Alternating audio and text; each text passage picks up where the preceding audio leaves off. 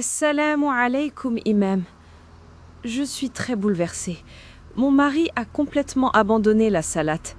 Ça fait longtemps que je le raisonne, que je l'encourage, mais rien ne change.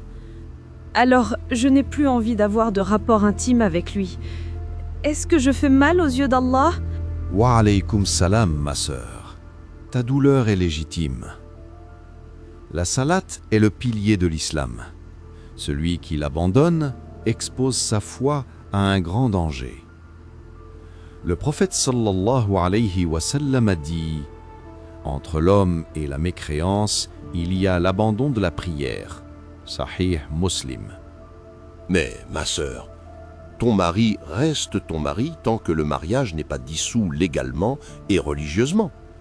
Tu ne dois pas décider seul de couper totalement les droits conjugaux, car cela peut amener d'autres péchés dans le couple.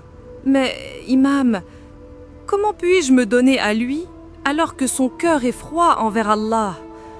J'ai peur que notre intimité ne soit plus bénie, qu'Allah me reproche de rester proche d'un homme qui ne prie pas. Je comprends ton inquiétude. Ton intimité avec lui n'est pas haram, car ton mariage reste valide. Mais oui, l'absence de salat prive la maison de bénédiction. Ce que tu peux faire, continue de l'appeler avec douceur et patience. Profite des moments d'apaisement pour lui rappeler Allah et fais beaucoup de doigts pour sa guider. Tu ne seras pas jugé pour ses péchés, mais pour ta propre intention et ta patience.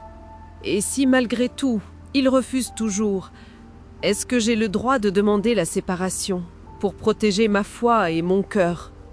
Oui, ma sœur, si la situation devient insupportable et que son abandon de la salate met ton couple en péril, tu peux saisir les savants ou l'imam local pour envisager la séparation.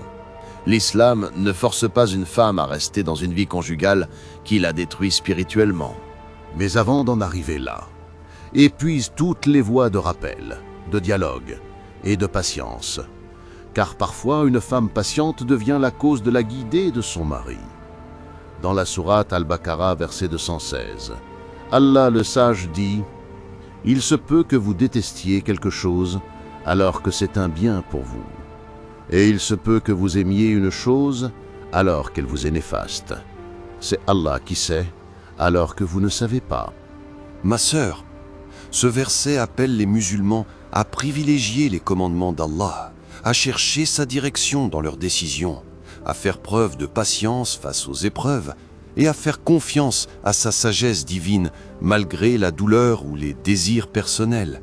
Allah subhanahu wa ta'ala dit dans la sourate At-Tahrim, verset 6, « Ô vous qui avez cru, préservez vos personnes et vos familles d'un feu dont le combustible sera les gens et les pierres. » Tafsir simple, ma sœur, tu as le devoir de protéger ta foi, mais aussi de lutter pour sauver ton foyer tant que c'est possible.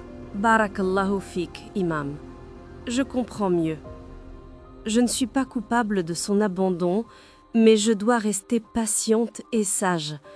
Je vais continuer à prier pour lui, et si rien ne change, je chercherai la solution la plus juste auprès d'Allah.